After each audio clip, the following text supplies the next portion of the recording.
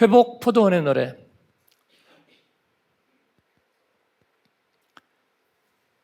일 절 다시 한번 보여주세요. 그날은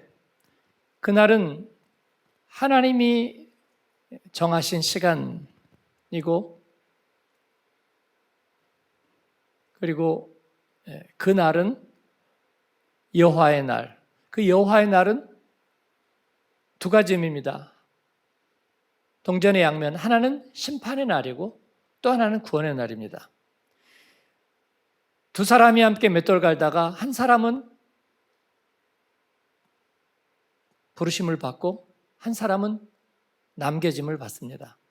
남겨짐을 받은 사람에게 그때는 심판의 날이고, 부르심을 받고 들림을 받은 이에게 그날은 구원의 날입니다. 할렐루야. 우리가 죽어 천국의 검색대를 갈 때 통과를 못하는 사람에게는 그것은 왼편에 염소의 시간이고, 그리고 심판의 시간입니다. 검색대를 통과하는 이들에게는 오른편의 시간, 양의 시간이고 구원의 시간입니다. 그래서 그 날에는, 하나님의 결정적인 시간에는 두 가지 의미가 있는 줄로 믿습니다. 하나님은 어떤 구원을 하시는가? 보이지 않는 내면에서, 영적인 영역에서 하나님이 하시는 일은, 제가 누차 말씀드린 이유가, 이번에 결산 특세를 하면서도 우리에게 영적인 대적은 무엇인가? 환경이나 상황이 아니다 말씀했죠. 신앙서적에 보면 환경이나 상황보다 크신 하나님, 그런 얘기하는데 그게 무슨 말이냐고요. 도대체가 무슨 말이에요? 듣기는 되게 좋고 찬양하기 되게 좋은데, 상황보다 크신 하나님, 나의 괴로움보다, 고통보다 크신 하나님, 좋은데 그게 무슨 말이냐고요. 하나님께서 이를 멸하실 수 있다, 하나님이 이것을 바꾸실 수 있다는 뜻이잖아요. 그래서 제가 정말 못이 박히도록 강조하고 싶은 이야기는, 죄는 용서하거나 관용하거나 타협하거나 아니면 잊어버리거나 없는 것으로 여기는 것이 아니고, 죄는 떼어서 제거해야 하는 것이다. 그리고 그것은 우리가 하는 것이 아니다, 그런 것입니다. 하나님이 예수 그리스도 안에서 보여주시고 하시는 것이다. 우리는 간구하고 주님이 약속하셨기 때문에 그런 줄로 믿으면 된다. 죄의 잔재가 남아있으면 남아있게 놔두자, 그런 것입니다. 그래서 내 마음에 미움이 찾아왔는데, 제가 미움의 이유는 이해한다고 그랬죠. 그 말은 잘 미워했다는 뜻이 아니에요. 어차피 얘기 안 해도 미워할 거거든요. 그죠? 그러니까 미워할 이유는 오케이, 그렇다고 치자. 그런데 미움이 계속 남아있는 것은, 여러분, 우리가 어떤 인간관계나 사건에서 누구를 미워하게 되었다는 것은요, 그건 영원한 게 아닙니다. 그 상황이 지나가 버린 거예요. 그런데 계속 내 안에 미움이라는 게 남아있다면 그건 응어리 같은 거예요. 그건 뭐냐고요? 인수분해 해볼까요? 그러면 죄가 거기에는 남아있는 거예요. 죄가. 죄가. 그러니까 나는 죄를 불러들인 거예요. 은원관계, 이해관계, 혹은 사랑과 미움의 관계, 그런 상황은 잠깐 지나갔어요.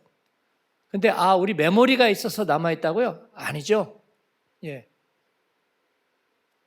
왜냐하면 제가 사이보그나 AI를 갖고 설명했잖아요. 그 메모리에 모든 좋은 나쁜 것이 다 담겨 있어요. 근데 AI가 괴로워합니까?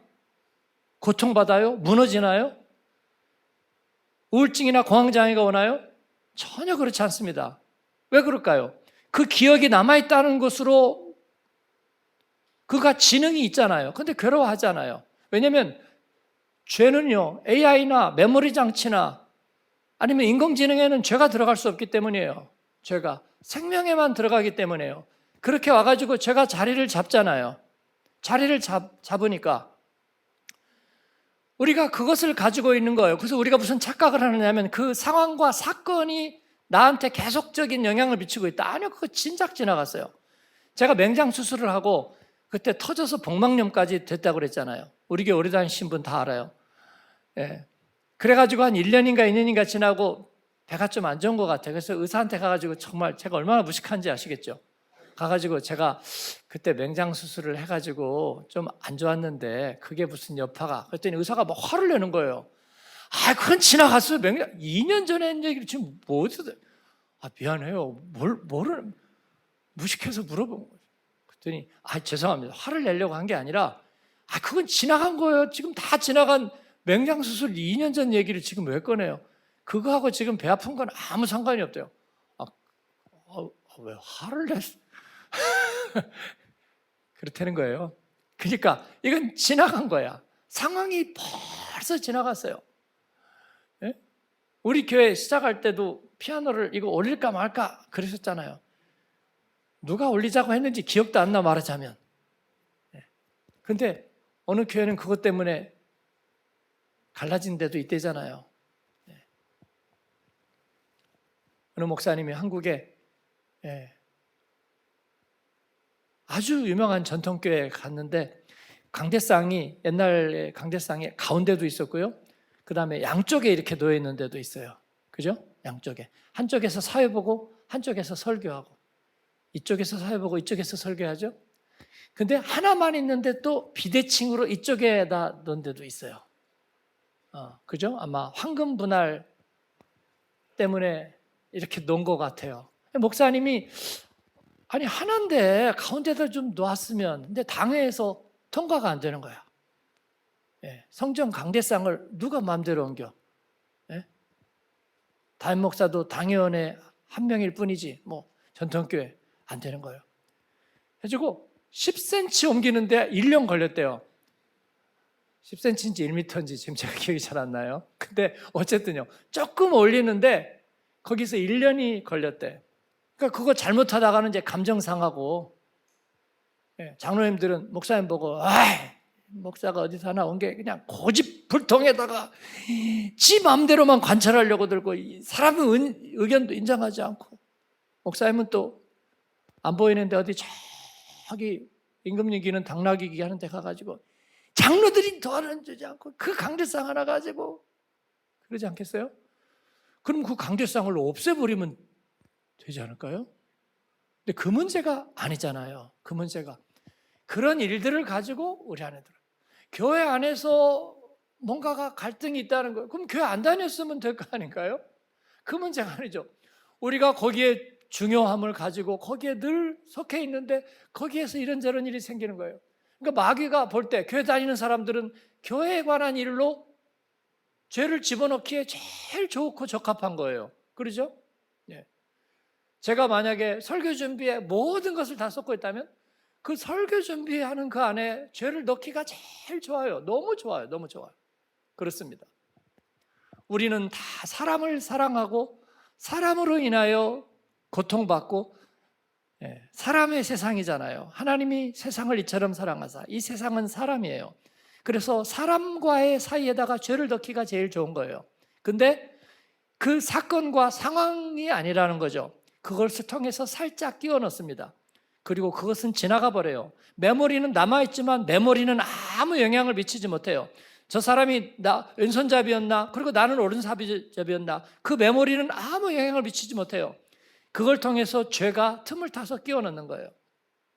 그런데 그 죄라는 것은 원래부터가 우리가 어떻게 할 수 없는 거예요. 어떻게 원래 우리가 할 수 없는 거예요. 그래서 내가 그것을 극복해 보려고 막 울면서 다 잊었어요. 안 잊었죠. 메모리가 있는데 왜 잊어요, 그게. 나는 이제 괜찮아요. 나 다 해결됐어요. 해결 안 됐죠. 자기가 해결할 수 없는 건데. 시간과 상황만 지나갔죠. 제가 어릴 때 상담 잘하는 분, 극동방송인가 CBS인가 있었어요. 그분의 상담을 들으면요, 이름은 제가 잊어버렸습니다. 지금 돌아가셨겠죠.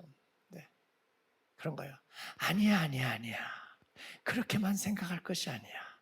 이렇게도 생각해보고 저렇게도 생각해보자고. 얘기를 들으면 다 해결되고 이해될 것 같아요. 정말 좋은 분이었던 것 같습니다. 그런데 거기에도 한계는 있다는 거죠. 한계는 있다는 거예요. 성경적으로 보자면 근본적으로 해결할 수 없는. 그래서 이 죄는 오늘 리오야단, 레비아탄 같은 거예요. 용과 같은. 이 유럽의 전설 중에도 용에 대한 전설이 많고요. 중국은 원래 용으로 유명하고요. 그렇죠? 한국은 이무기. 그렇습니다. 날개 달리고 사납고 불을 뿜는 파충류, 용입니다. 그러니까 주라식 파크의 공룡들보다 조금 더 우월한 존재가 용이라고 얘기할 수 있습니다. 여러분 베오울프 잘하면서 읽으셨나요? 읽으신 분은 이제 가정 환경이 좀 좋은 분들, 어릴 때 용과 싸우고 용을 정복하는 영웅들의 이야기, 또 호빗 빌보 베긴스가 불을 뿜는 용 스마우그와 맞서는 이야기, 웨일즈 국기에도 역시 용이 그려져 있고요. 모스크바 그 시 문장도 성 게오르그가 이 용을 무찌르는 이야기가 나타나 있죠. 용은 항상 이 초자연적인 존재이면서 인간에게 해를 주는, 성 조지 즉 게오르그가 왜 용을 물리쳤는가? 이 용이 이 생수 즉 우물을, 사람들의 생명을 쥐는 우물을 점거하고 있으면서 사람들을 자꾸 제물로 받기 때문에 이 성 게오르그 조지는 이 용을 물리치기 위해서 말을 타고 나타나서 이제 천신만고 끝에 용을 죽인다는 그런 이야기이죠. 성경에서 이 리오야단, 레비아탄은 바다 괴물 용으로 비유되기도 하고 꼬불꼬불한 뱀으로 비유되기도 하고 그리고 날랜 뱀으로 비유되기도 합니다. 이제 요한계시록 12장에 보면 우리 주님께서 이 용을, 큰 용, 옛 뱀, 마귀라고 불리는 사탄, 온 세상을 미혹하는 자, 그를 죽이시는 거예요. 그리고 불과 유황못에 던져지는 것, 이것이 리오야단의 마지막이라고 얘기합니다. 이건 굉장히 상징적으로 마블러스하게 표현한 것입니다. 그런데 사실은 그 죄라는 인격적인 실체는 마귀가 가지고 있는 은혜의 그림자와 같습니다. 그래서 하나님의 절대적인 권능과 또 하나님의 선하심을 왜곡시키는 자동 제조기, 소문이라는 것은 제가 자동 제조기라고 제가 말씀드렸죠. 그래서 누군가 소문 때문에 괴로워하고 있는 분이 있다면 죄가 만든 자동 제조기에 홀려 있는 것입니다. 왜냐하면 그 이야기를 듣고 싶어 하기 때문에 죄가 들려주는 거라 제가 그렇게 말씀을 드렸어요. 그렇죠? 집사님, 누군가 당신을 우습게 한다는데 그거 내가 듣고 싶던 얘기잖아요. 누군가 나를 우습게 보지 않을까? 나를 멸시하지 않을까? 내가 좀 직업이 그렇다고, 내가 좀 스펙이 그렇다고, 내가 남들보다 좀 노래를 못한다고, 내가 조금 요즘 가정에 어려움이 있다고 누가 나를 멸시하지 않을까? 내가 자녀가 있다고 없다고 나를 없이 여기지 않을까? 그런 이야기 우리가 가끔 듣고 싶은 이야기 아닐까요? 그런데 그것을 자동 제조기가 생성해줘요. 그 죄의 목적은 뭘까요? 그래, 하나님이 나한테 해준 게 뭐 있어? 결국 그 얘기 듣고 싶은 거거든요. 생수의 근원이신 하나님과 멀어지면 그때부터는 되는 거잖아요. 그러기 위해서 죄가. 그래서 이것은 용과 같습니다. 그래서 이것은 용과 같다는 것은 우리가 어떻게 릴락시나 고기잡이 그물로 잡을 수 있는 게 아니라는 거죠. 포획하고 제거할 수 있는 게 아니라는 거죠. 사마귀나 물집 같은 게 아니에요. 그냥 내가 터뜨려서 할 수 있는 게 아니고요. 이건 제대로 된 전문가에 의해서 수술받지 않으면 해결되지 않는 거예요. 그건 주님만이 하시는 것입니다. 그래서 우리가 주님 앞에 나가서 주님께 드리는 것입니다. 오늘 말씀을 길게 할 수 없으니까 뛰어넘어 가겠습니다. 그래서 오늘 말씀에 여호와께서 그날에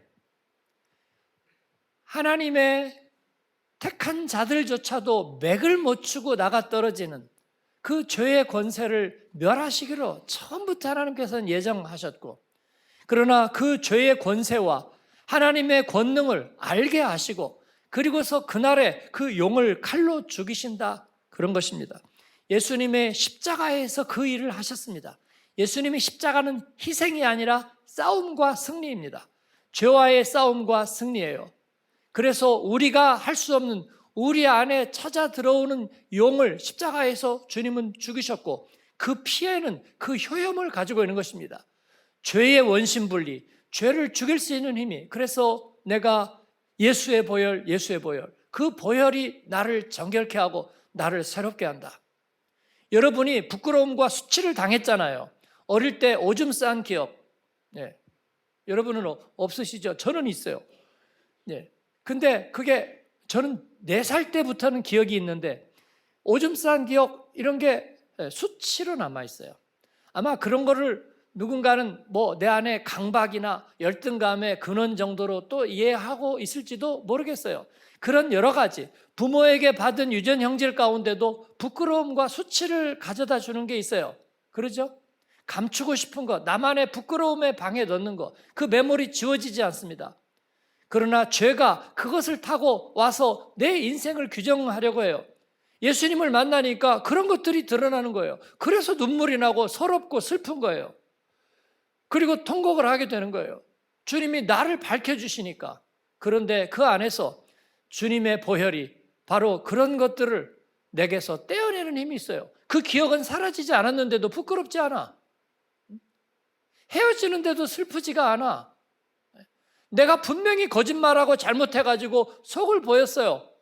그래가지고 제 인간성 자체가 사람에게 이미 평가받고 판단되어 버렸어. 그런데 주님을 만났는데 그 쓰라림이, 그래서 내 이 기억을, 나의 이 모습을 알고 있는 사람 다 죽었으면 좋겠어.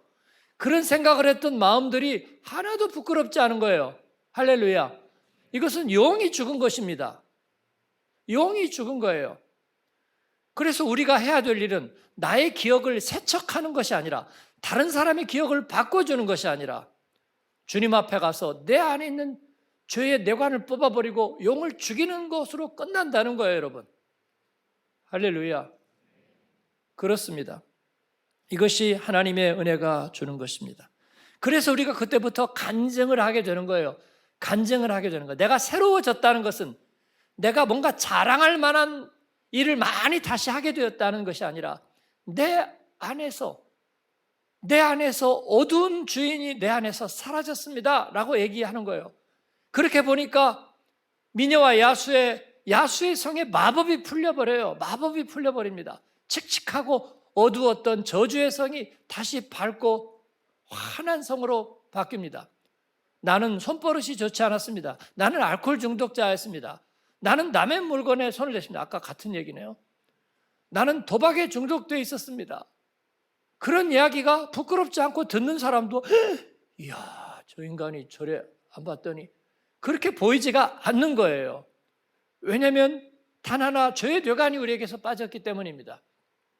우리는 이 일을 계속해야 합니다. 하나님께서 한 번 그리고 영원히 우리 안에 그 보혈을 흘려주셨습니다. 그리고 순간순간마다 우리는 돌이키고, 그리고 죄를 지속적으로 음식 쓰레기처럼 떼어서 버리면 되는 줄로 믿습니다. 주님께서는 이 일을 하셨습니다. 이것이 회복입니다. 그리고 그때의 아름다운 포도원이 다시 시작된다. 용이 죽으니까 아름다운 포도원이 시작된다. 하나님은, 예수 그리스도는 바로 그 전사이십니다. 우리 안에서 죄를 갈라내는, 회칼 잘 쓰는, 정육점에 칼 잘 쓰는 이처럼 주님은 전사입니다. 몸의 상처투성이, 그러나 우리 안에서 반드시 그것을 단칼에 베어내는 주님은 전사이고, 그래서 우리는 새로워질 때 점진적으로 새로워지는 것이 아니라 단 한 번에 새로워지는 줄로 믿습니다. 여러분, 과거의 기억은 20년 기억 한 번에 잘라내시기를 축원합니다. 하루에 조금씩 잘라낼 수가 없어요. 한 번에 지어서 리셋하는 거고요. 그리고 아름다운 포도원을 주님께서는 일으키실 거예요. 아름다운 포도원은 열매의 상징이에요. 열매 맺게 하시는 주님이신 줄로 믿습니다. 아멘. 포도원의 노래는 2절로 되어 있습니다. 1절은 슬픔의 노래입니다. 슬픔의 노래. 첫 번째 포도원은 슬픈 열매를 맺었습니다. 이사야서 5장에 나온 이야기죠. 1절에서 7절에 내가 사랑하는 자를 위하여 노래하리라. 슬픔의 노래예요. 내 사랑하는 자의 포도원이 기름진 산에 있으며 땅을 파고 돌을 제하여 극상품 포도나무를 심었도다. 그 안에 망대를 세우고 또 즙틀을 팠도다. 좋은 포도 맺기를 바랐더니 들포도를 맺었도다. 예, 좋은 포도 맺기를 원했는데 들포도를 맺었습니다. 문제가 뭘까요? 기름진 산에 땅을 파고 돌을 제하여 극상품 포도나무. 예, 라인가우 온도는 높지 않지만 남양의 비탈진 곳에 적절한 메마름, 적절한 습도, 그리고 풍성한 일조량, 그곳에 백포도가 너무나 노하우를 가지고 최고의 포도원 지기가 했는데 최고의 품종을, 극상품의 포도나무 품종을 심었는데 가지치기도 잘하고 모든 것을 잘하고 다 했는데도 들포도를 맺었도다. 그건 뭘까요? 이유는 하나도 내적인 이유밖에 없는 거죠.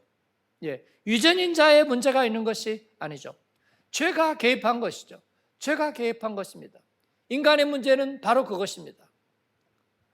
메모리의 문제가 아니라는 거예요. 정보의 문제가 아니라는 거예요. 환경의 문제가 아니라는 것입니다. 죄가 개입하기 때문입니다. 그래서 창세기 3장에 나오는 저주가 그 땅에는 찔레와 가시가 가득하게 되고, 그리고 화염검을 들고 천사들이 지키는 에덴의 동편으로 유배를 당하는, 유배당한 인생이 되는 것이죠. 그래서 환경 탓하고 내가 여기서 지금 뭐 하고 있나, 그런 이야기를 하게 되는 거죠.